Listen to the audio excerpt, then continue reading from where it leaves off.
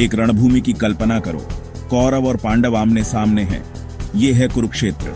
एक महायुद्ध शुरू होने वाला है, लेकिन एक योद्धा हिचकिचा रहा है। वो है अर्जुन, एक बहादुर और नेक आत्मा। वो दूसरी तरफ अपने ही रिश्तेदारों को देखता है। वो निराशा से भर जाता है। वो अपने सारथी भगवान कृष्ण से मार्गदर्शन के लिए मुड़ता है। अर्जुन पूछता है, कृष्ण, मैं अपने ही परिवार के खिलाफ कैसे लड़ सकता हूँ? मैं इतना खून खराबा कैसे कर सकता हूँ?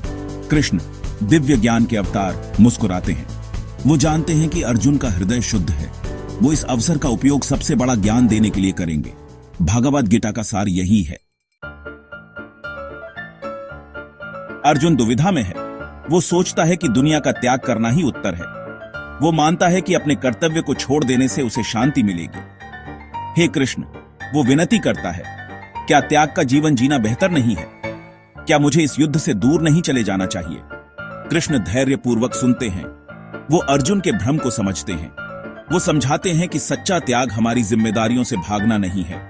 ये है अपने कर्तव्यों को बिना फल की इच्छा के निभाना। कर्म योग का मूल यही है। कृष्ण एक गहरा सत्य प्रकट करते हैं। वो कहते हैं, अर्जुन, तुम कर्म से बच नहीं सकते। अस्तित्व का अर्थ ही कर्म करना है। वो समझाते हैं कि कर्म का त्याग भी एक कर्म है। फिर कृष्ण कर्म योग की अवधारणा का परिचय देते हैं। कर्म योग निःस्वार्थ कर्म का मार्ग है। ये समर्पण के साथ और व्यक्तिगत लाभ की इच्छा के बिना अपने कर्तव्यों को निभाने के बारे में है। कृष्ण सिखाते हैं कि एक पूर्ण और सार्थक जीवन जीने का यही सबसे प्रभावी तरीका है। कृष्ण आगे बताते हैं कि सच्चा त्याग वैराग्य में है। अपना कर्म करो, वो अर्जुन को सलाह देते हैं, लेकिन अपने कर्मों के फल से आसक्त मत हो। वो इस बात पर जोर देते हैं कि जब हम परिणामों से जुड़ जाते हैं तो हम अपने लिए दुख पैदा करते हैं।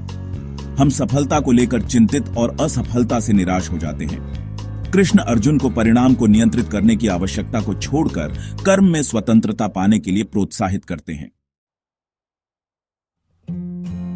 भाग 5, दृष्टि की समानता, सभी में ईश्वर को देखना। 5वें अध्याय में सबसे गहन शिक्षाओं में से एक समत्व की अवधारणा है। कृष्ण समझाते हैं कि हमें सभी प्राणियों में दिव्य चिंगारी देखने का प्रयास करना चाहिए। सभी के साथ सम्मान और करुणा का व्यवहार करो। वे कहते हैं, चाहे उनके कर्म या सामाजिक स्थिति कुछ भी हो। दृष्टि की यह समानता हमें भौतिक दुनिया के भ्रम को पार करने में मदद करती है। हम सतही मतभेदों से परे देखना शुरू करते हैं और सभी चीजों के परस्पर संबंध को पहचानते हैं। भाग 6, कर्म का फल, आसक्ति और उसके परिणाम। कृष्ण समझाते हैं कि हर कर्म एक प्रतिक्रिया पैदा करता है। यही कर्म का नियम है। जब हम फल की आसक्ति से कार्य करते हैं तो हम खुद को जन्म और मृत्यु के चक्र से बांध लेते हैं। हमारे कर्म कर्म के संस्कार बनाते हैं जो हमें भौतिक क्षेत्र से बांधे रखते हैं। हालांकि जब हम वैराग्य से कार्य करते हैं तो हम अपने हृदय और मन को शुद्ध करते हैं। हम इच्छा और घृणा की जंजीरों से मुक्त हो जाते हैं। भाग 7, अपने भीतर शांति खोजना, अनासक्ति की शक्ति। कर्म योग के माध्यम से कृष्ण हमें सिखाते हैं कि सच्ची शांति कैसे प्राप्त करें।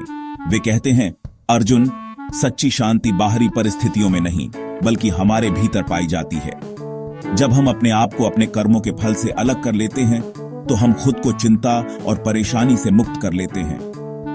हम वर्तमान क्षण में संतोष पाते हैं, यह जानते हुए कि हमने अपना सर्वश्रेष्ठ प्रदर्शन किया है। यह आंतरिक शांति कर्म योग का सबसे बड़ा पुरस्कार है।